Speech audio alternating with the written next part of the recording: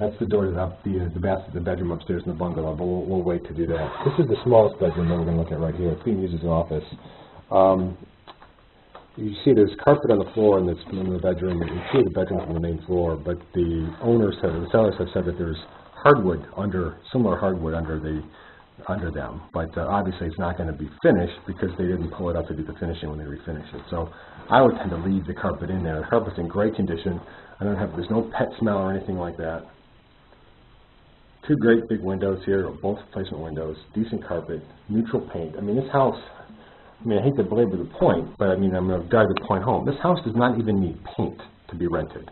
This house could be rented. Like the last one I did, I had it rented before I even closed on it. I had a security deposit before I even closed on it.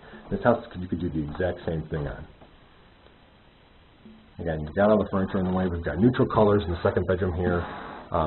Not necessarily really offensive blue carpeting. It's workable. Yeah, actually interesting here. You've got a back door here that's really interesting. This leads to a poured stamped concrete patio in the back off one of the bedrooms. You see this once in a while. It doesn't really add or detract to the value. I'm not sure people like that much having a patio off their bedroom, but you know what? It's not bad. And as you look at this bedroom, one of the things I want to point out is that typically in a bungalow you've got two really small bedrooms on the first floor. This is actually a good-sized bedroom. This looks like it's at least 13 by 13, which for a first-floor bedroom in a bungalow is a good size. Maybe even 14 by 13. It's very, very good size. Now, the one downside to this house, as you'll see, as I give you vertigo as I walk, we'll go upstairs and look at the second story, or the second floor here. Yeah, it's kind of dark, so you'll have to take the scene, but we've got, looks like 1960s or 50s carpeting going up here, brown walls, and we've got I don't know if we can see it, it's really dark up here. I'll have to open one of the shades when we get up here. Let's go up here. We've got the cedar walls up here. I think that's what they're called. There we go, now you can see. In the upstairs, you see it's kind of a greenish, puke green color here. Well, that'll have to be changed, obviously. The jury's out on whether or not it's rentable like this. The upstairs here is divided into two rooms. This is the computer room that sellers are using for right now. We've got the cedar on the wall. I think it may be cherry. I don't know what it is, but it's beautiful. It's actually a beautiful condition. The problem is it's really dark. And the other issue is it bisects this big upstairs and really limits the usability. Typically you use the upstairs as a second or a master suite. Most people want to use it as that. Although this bedroom that they've got kind of divided up here is not that bad in terms of size. So it looks like it's a little bit bigger than the one they're using as the master suite downstairs. Open the window a little bit here.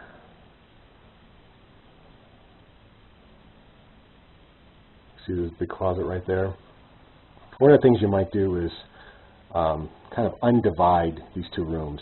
Again, I don't know what the cost would be, but it may be ugly, but the place is unbelievably rentable right now. So, except for the cherry or whatever kind of walls these are, this place is rentable right now. It's in great condition. Let's look at the basement. Go back downstairs here. Floor.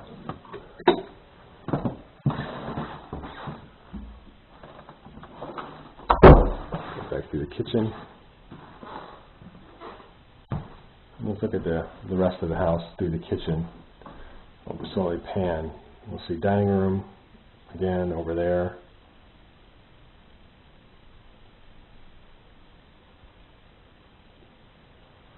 You've got your living room over there, the picture window, and the doorway out to the living room and the hallway.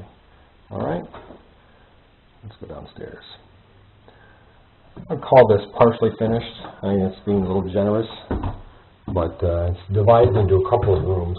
The benefit, though, is there is a half bath down here, which is kind of nice. Here's your standard issue tile on the floor. The tile's in decent shape. There's a square carpet cut out over here, which looks like a storage area. I'll put a light on here so you can see. There we go. Some storage. Again, not a lot of fanciness down here. They called it finished or partially finished. I think that's a stretch. Okay. A couple of the benefits, or one of the benefits, is that the electrical has been upgraded to breakers. The plumbing, however, is still galvanized, but I didn't see any rust when I turned on the faucets anywhere in the house. So I was really happy with that. Half bath down here. It's kind of nice.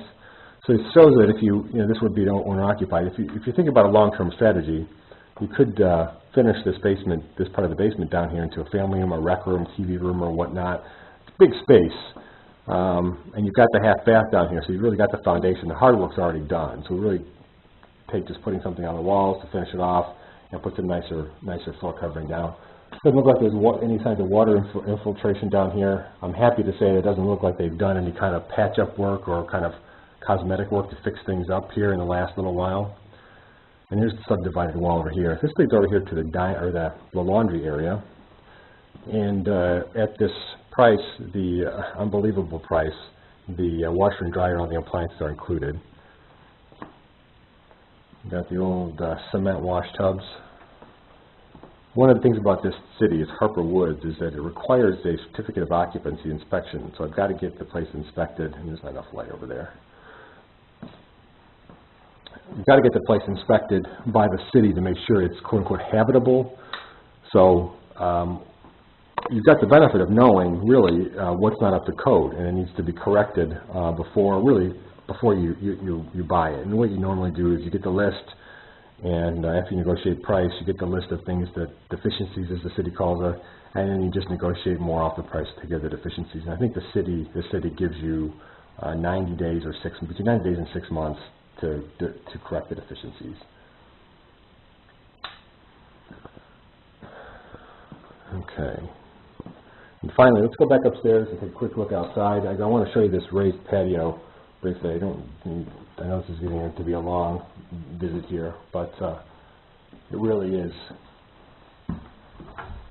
worthwhile taking a look at it.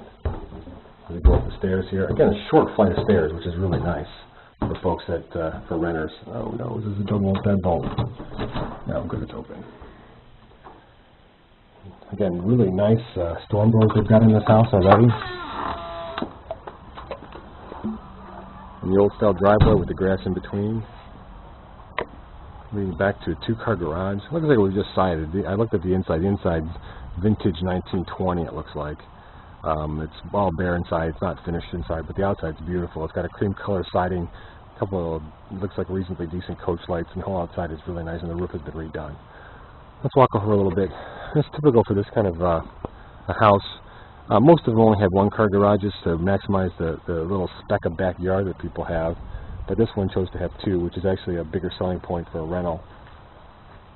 Okay, you can see the side of the garage. Now if we pan over to look at the house, I want to show you this patio. There you go. Look at that raised up patio, stamped concrete. It's beautiful. The only issue is that back door, that's off the bedroom. And you've got central air. Roof is in great shape. The best part about it, purchase price of this house, $65,000. $65,000. And it's in one of the best school districts in the state. Did you see anything wrong with this house when you looked at it? I didn't. This is a fantastic house. I'm going to put an offer on it tomorrow. I've already had my preliminary numbers accepted by the sellers. That's the reason why I came to look at it. I don't ever even look at a house now until I get a preliminary set of numbers and preliminary offer number accepted by them ahead of time, because it's really not worth the time. So tell me, why would anybody buy a house that needs any work, that needs to be rented? This is a house that will rent for $1,100 a month that I'll be able to buy for something in the area of $65,000. Unbelievable. If you want to learn more about this, what I'm doing, give me a call. My name is Dennis Fassett. Give me a call. My number is area code 248-594-4905. Again, 248-594-4905.